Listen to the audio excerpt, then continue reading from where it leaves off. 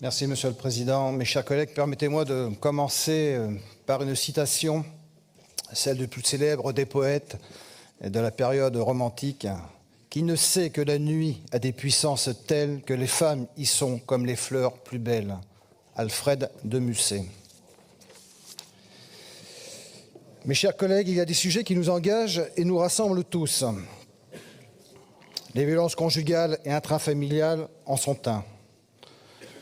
Au sein de ces délibérations, la région affirme son soutien dans la lutte contre les violences faites aux femmes, notamment au vu des évolutions sociétales et de l'éclairage apporté par le cadre législatif. Je ne peux, au nom de ma famille politique, me réjouir de ce soutien. En effet, vous n'êtes pas sans savoir que toutes ces récentes évolutions législatives l'ont été en grande partie grâce à la mobilisation du groupe Les Républicains à l'Assemblée nationale.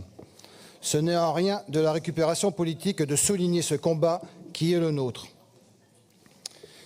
Nous en sommes fiers, comme nous sommes fiers de l'appui sans condition que notre famille politique a reçu de l'ensemble des autres partis sur ce sujet.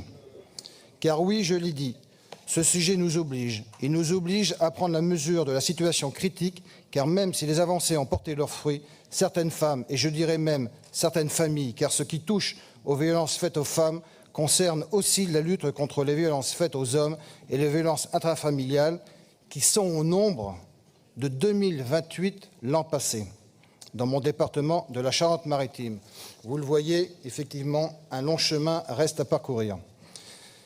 Notre boussole, et je sais que c'est aussi la vôtre au sein de cette Assemblée, c'est la soif d'une justice républicaine, celle qui protège les plus fragiles et ne laisse aucune femme mourir tout en regardant ailleurs.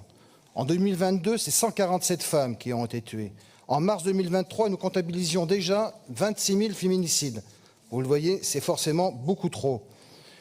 Oui, les lois Pradié de 2019 et 2022 ont permis la généralisation du bracelet anti-rapprochement. 15 ont été déployés dans notre département l'an dernier.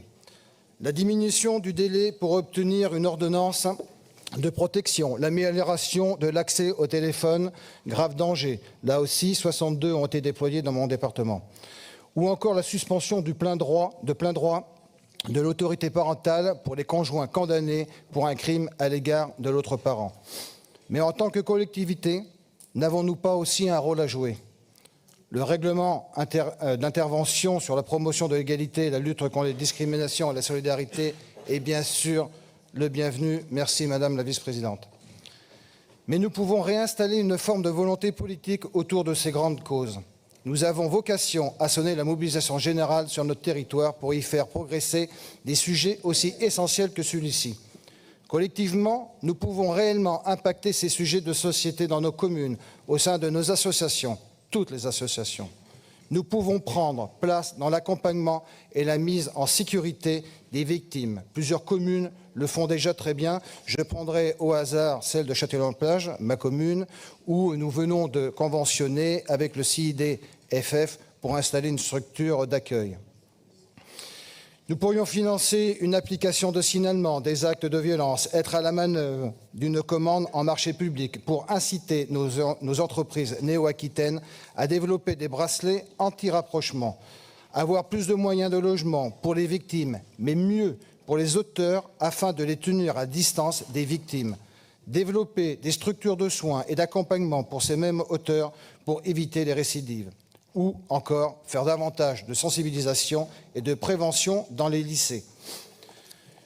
Je vous sais tous sensibles à ce sujet. Si ces grandes causes que sont l'accompagnement des personnes en situation de handicap, la protection des femmes et des enfants ne sont pas de la compétence de la région, rien ne nous empêche de les défendre à notre manière avec nos armes. C'est ensemble et par la mobilisation de tous que nous ferons évoluer les mentalités et ainsi diminuer le nombre de féminicides.